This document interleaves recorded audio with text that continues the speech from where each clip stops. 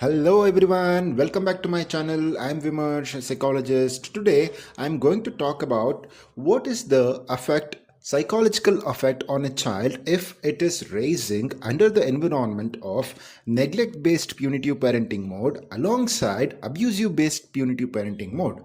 A child raised in an environment under neglect based punitive parenting alongside abusive based punitive parenting is exposed to one of the most psychologically damaging form of caregiving to a child. In such homes, the child not only suffers from the absence of warmth, attention, and emotional connections, but also experiences active harm in the form of verbal, emotional, or physical abuse. These two conditions combine to create a reality where the child feels both deeply unseen and chronically unsafe. The parent, who should be the source of comfort and protection, becomes the source of terror and abandonment.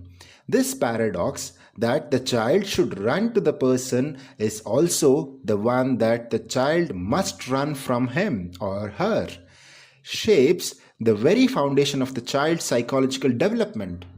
Here, one of the most severe consequences is the development of what psychologists call it as a disorganized attachment style. Normally, in organized attachment style, children from secure attachments to caregivers who are consistent, nurturing, and emotionally available. But in a disorganized attachment style, the child faces an unbearable internal conflicts.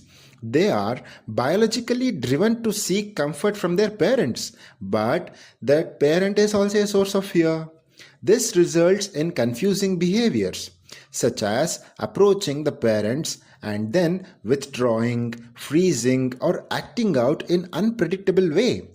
The child cannot develop a psychological strategy or logical strategy to get their emotional needs to meet because the caregiver's responses are frightening, punitive, or absent altogether. Over the time, this attachment pattern can evolve into serious personality and relational issue such as borderline personality traits, complex trauma responses, and severe emotional dysregulations can be seen or identified in them. This kind of upbringings deeply rupture the child's sense of self and identity because the child is neglected. The child learns that her feelings, thoughts, and needs do not matter to others. She is invisible to the world. When she is abused, she receives the message that she is not only unimportant but also bad, defective, or deserving for the pain. This belief don't remain in conscious thoughts. They became core internalized narratives. The child may grow up believing that I am not lovable from anyone, or I am a burden for everyone around me, or she may also think everything is my fault. Shame became the constant companion to that girl or to them or to that child. Unlike guilt, which is around behavior or which is about a behavior, I did something wrong, that's why I'm facing this guilt. But in shame is about self, that I am wrong, not what I have done. I am the wrong here, that's why I did something wrong. This chronic shame undermines self-esteem, causes intense emotional pain, and makes it difficult to form a stable, healthy sense of identity. If we look into the child's ability to regulate emotions is also seriously impaired. A nurturing environment teaches how a child should name, express, soothe, and balance their emotions. But in contrast, for showing vulnerability or emotional expressions, this child is getting punishment either by neglect or abuse. She might cry and be ignored or mocked by the parents or caregivers. She might express anger and be hit or screamed at her. Over time, she learns that emotions are dangerous. If I express it, it is very dangerous. Then I'll get punished. This can lead to two extremes, either emotional suppressions like numbing herself to survive in the family or in the environment, or emotional explosion, showing rage, getting panic or breakdowns that she cannot control. Such children may become prone to self-harming behavior or emotional outburst or risky impulsive actions like running away from home, experimenting with drugs, or seeking out unsafe relationship, often just to feel something or escape from the pain. If we look into their behavior at home, the child might become hypervigilant, constantly scanning the environment for the signs of threat. She may or the child may monitor the abusive parent carefully by watching their mood, tone, or body language. She may become submissive and overly complaint in an attempt to avoid punishment. Or alternatively, she might rebel out and act out, like yelling, throwing things, and becoming aggressive for herself. Like modeling the same what she sees from the parents or caregivers. Some children may also parentified the roles, like taking care of siblings or managing household responsibilities far beyond their age, because the actual parent is emotionally or functionally absent in their home or in the family. In either case, the home environment teaches the child that she is either invisible or only noticed when she is in trouble. In society, her behavior can differ widely. Some children may present as they are extremely anxious, withdrawn, or overly obedient to others.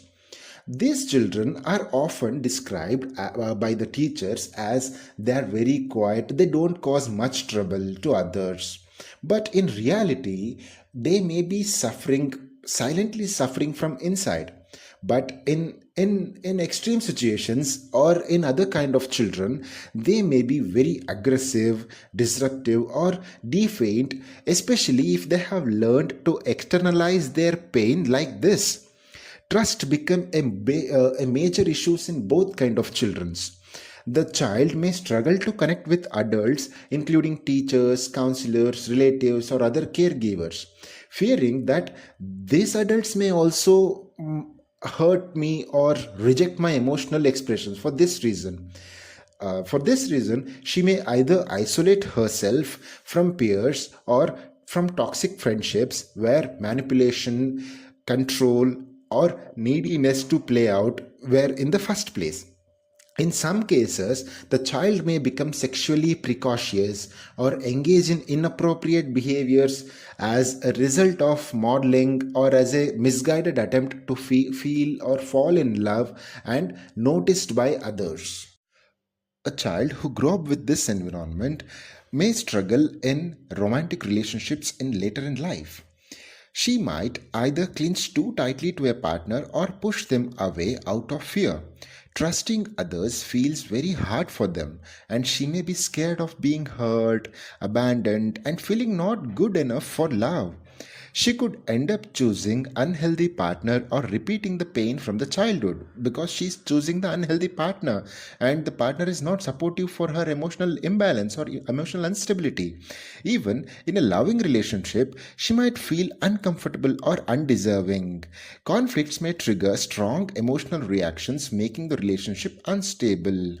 People with disorganized attachment often swings between wanting closeness and fearing of it, because they may feel vulnerable for everything. They may become clingy and desperate for reassurance, means they will become very anxious on that, and emotionally distant and withdrawn when things get too close. They start avoiding the partner. This create confusion and instability in the relationships or to the partner. They often long for closeness but also fear of getting hurt, leading to a push and pull pattern of the relationship. They may get close or then they may pull away when they feel too vulnerable, because when they start getting realizing the secrets of the partner, they will start pulling out their relationships. This can lead to testing their partner's loyalty through jealousy or emotional distance. They will start testing the partner. With the support and therapy and safe partner, she can slowly build healthier relationship with that partner and healthier relationship with the future.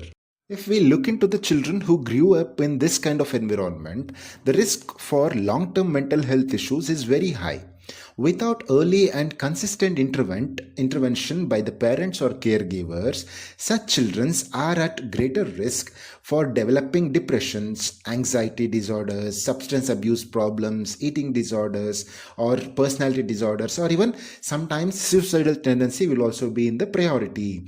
Their executive functioning skills like planning, focusing, and managing impulses or impulsive behavior may also be affected very seriously, especially if the environment was chronically chaotic or fear inducing during early brain development of the children.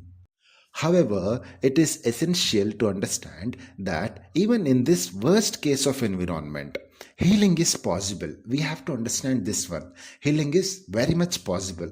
Recovery for such children is very difficult and it takes very long time. But remember, it's not impossible. It's possible. We can do it. We can rewire the child's inner things. The key lies in providing consistent, safe, and emotionally adjusted relationships by the caregivers and parents. Stable and environments that offer predictability, boundaries, and unconditional positive regards, like unconditional love. Whatever they does, we have to support them in all the way, but we have to make them understand this was wrong, you could have done like this. And last thing, this children needs adult who won't give up on them. It's like if the child did a small wrong, small mistake, we should not start yelling at them or punishing them very badly. We should, even the parents has to change our thinking in a different way, who validates their emotions. Teach them to trust again. Trust the parents, trust the caregivers, trust others, trust the society. Finally, trust themselves and help them to build a new internal story, one that replaces that I am broken with I am worthy. And they should start thinking that it wasn't their fault during the childhood. It wasn't their fault. It was the situational things. It happened. Now we have to change ourselves. Thank you so much for watching my video of punitive parenting mode. In the next video, we will cover up the summary of all the videos about parenting style to give some, and we'll also try to give some message to all the parents. Until then, take care of yourself and remember, you're not the blame, you're just the beginning of the change. If this video helped you, please don't forget to like, share, and subscribe. See you in the next video. Thank you.